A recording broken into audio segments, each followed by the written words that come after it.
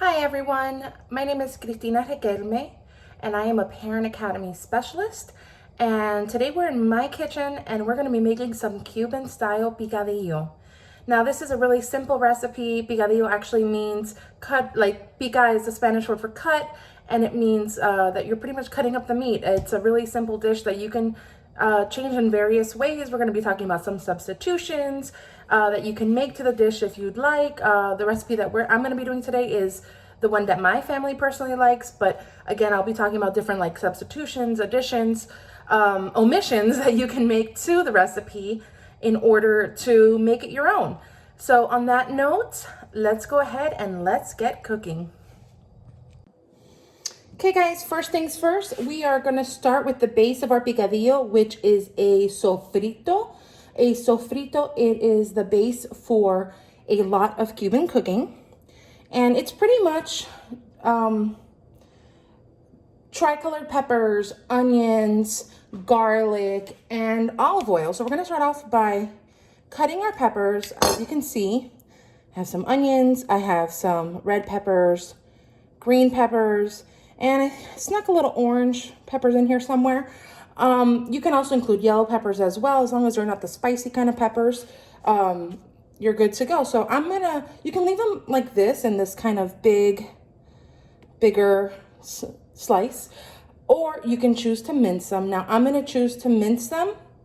So I'm gonna go ahead and do that right now.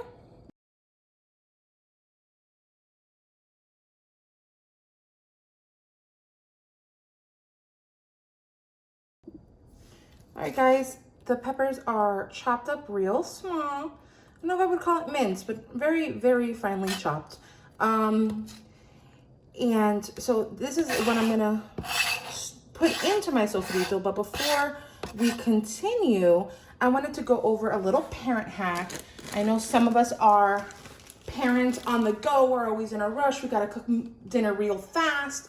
So sometimes I take a shortcut and I just buy like this frozen sofrito blend. You can find it at Walmart, Target, Publix, you name it. You can find it anywhere. And it's everything pre-diced for you, and you keep it in the freezer. It doesn't go bad. And it's good in a pinch if you want, to add some Cuban flair to your cooking. This one I call a parent hack / sneaky chef hack. My kids are not fond of veggies. Neither is my husband, actually. So I sometimes get this lovely sofrito blend and I will put it in a food processor, so they don't get all those chunks of veggies in there. Ew. And I food process them. And I know that looks kind of gross, but those are all the peppers and the onions and some garlic as well that I put in the food processor. And then what I do once I get it out is I bought this amazing ice cube tray. And it has a lid, has a silicone lid. And I actually get the contents and put it in the ice cube tray. And, I'll just show you like so. I go ahead and I fill up the ice cube tray.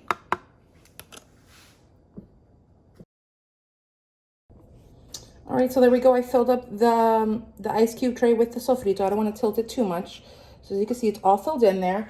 And then I like the one with a lid just because it doesn't get like that frost on top. But you don't need that if you don't want or if you don't have it. So I just go ahead and put the lid on, pop it in the freezer, and then when I'm ready to cook, I just need to pop out a couple of these ice cubes. And not only am I saving time, my picky eaters at home are super happy because they have no idea that they have veggies in their food. I mean, ew, who wants veggies in their food?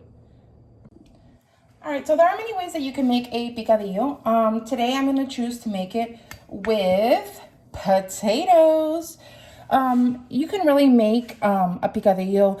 You can use fried potatoes in there. You can use olives, raisins. There are many different ways. Today I'm going to make mine with potatoes. So I'm going to go ahead and start chopping this up.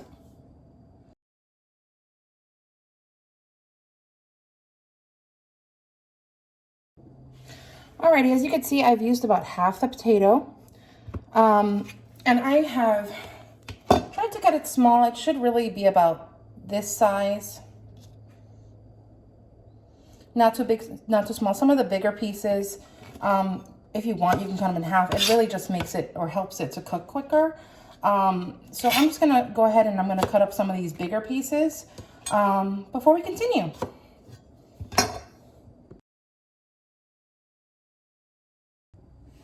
Alrighty, so we are going to go ahead and we're gonna set our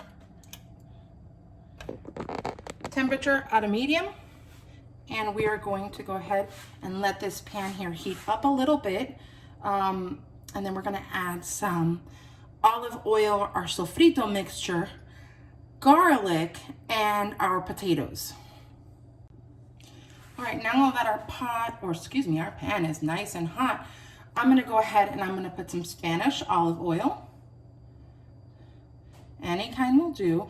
I believe they have Spanish, Italian, and I forget which other kind, extra virgin olive oil, but I like to use Spanish olive oil. You can see I kind of coated the pot with it. Gonna let it heat up just a smidge before I go ahead and put my peppers and my potatoes. Okay, now I'm gonna go ahead and put in my pepper mixture. Oh, listen to that sizzle. Sounds good, doesn't it? Next, I'm gonna go ahead and put in my potatoes that we chopped up in cubes. Oh yeah, throw that in there.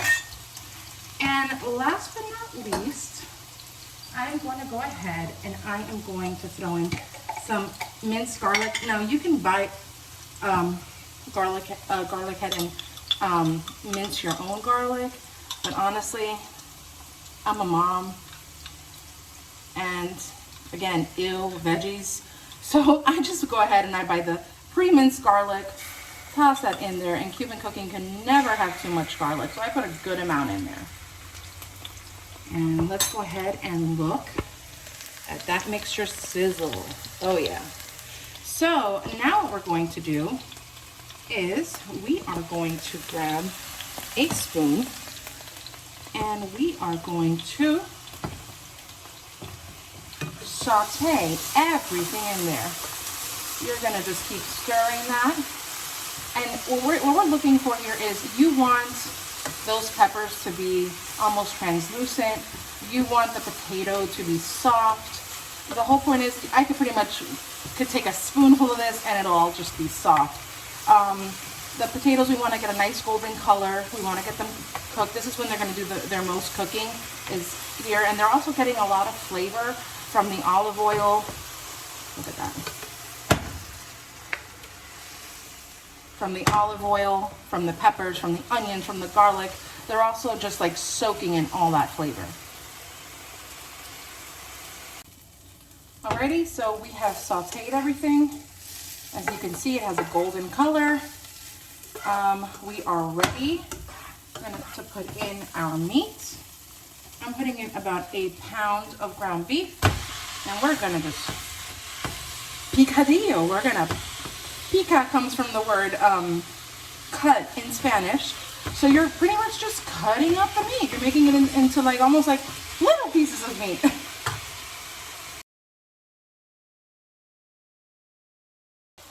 All right, so as you all can see, I have started to chop up the meat. It is, right now I'm gonna put a lid on this whole pan so it starts getting some of the flavors of the olive oil, the peppers, the garlic, everything, just so it starts infusing it into the meat. And I'm gonna let it sit for about 1 minute on low, and I'm gonna put the lid on, and then we'll come back and we'll add some liquids. All right, guys, it's been about 1 minute. Take the lid off. This is what our mixture looks like. Now you can see some of the fat is coming off of the meat, and that's good. And another reason why I let it sit is to see how much of the fat comes out of the meat so I know how much liquid to put. So what was I gonna say? The fattier the meat, the less liquid you'll need to put. The leaner the meat, the more liquid you'll need to put.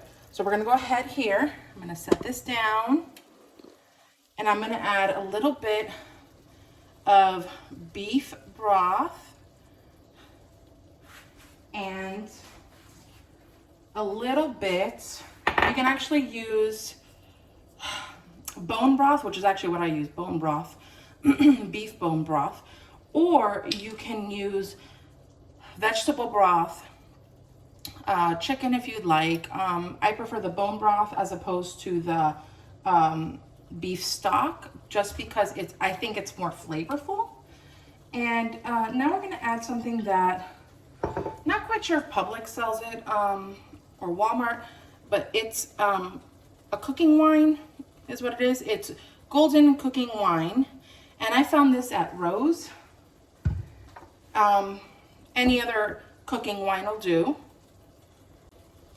And we're gonna go ahead and put in a little bit of that. Don't you worry, it will cook off, so you can feed it to your families just fine. And we're gonna let that sit here. We're gonna let that sit here for another minute.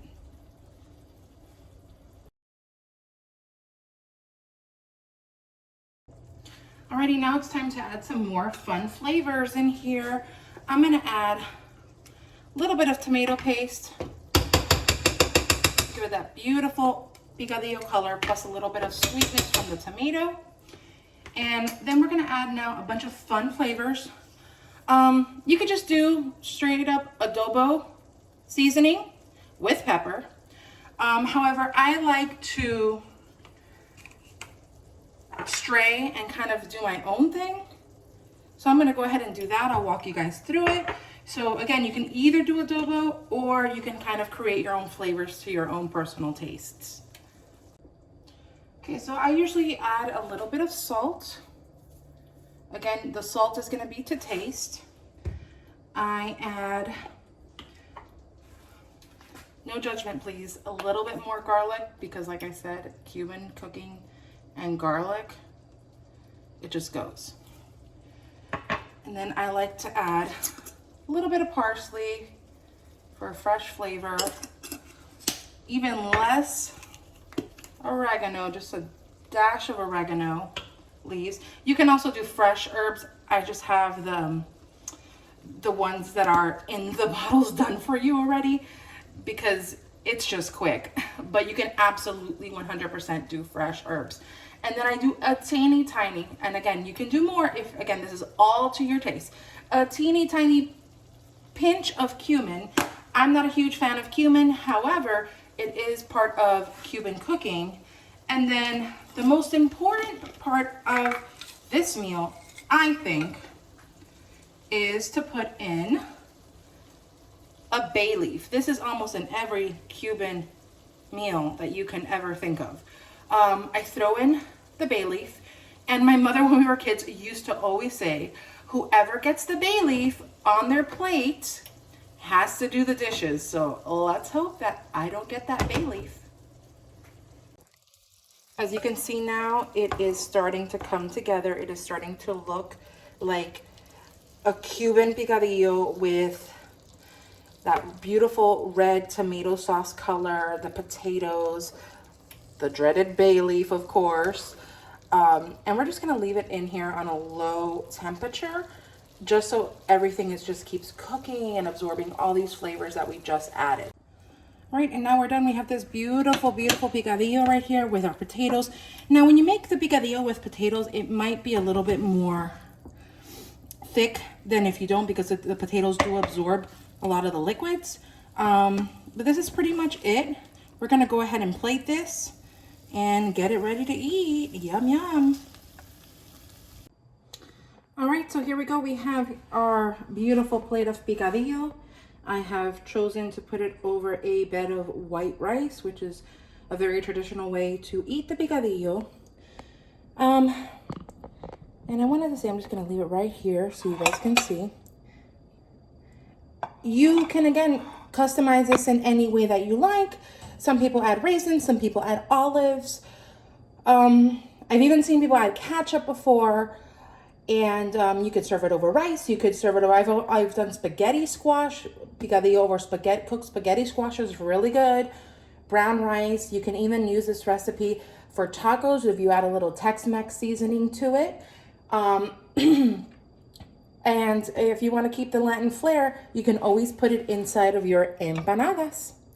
Now, as you can see, unfortunately, I have the bay leaf on my plate, which means, after all this cooking, I have to do the dishes. Well, guys, see you later. Enjoy. Bon appetit. Buen aprovecho. Bye.